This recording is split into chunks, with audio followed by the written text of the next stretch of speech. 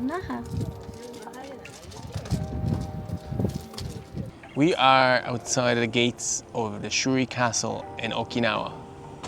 We walked through the grounds, but before we bought the tickets, we thought we'd be able to explore the full area of the Shuri Castle.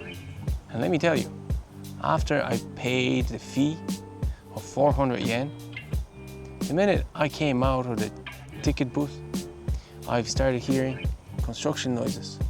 The whole freaking thing is being renovated. Well, okay, not the whole thing. Still got to see the views of Okinawa and some parts of the castle and some amazing masonry skills.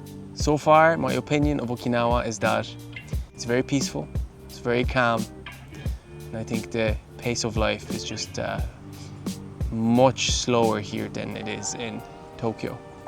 It's nice. It's good to come out here and relax.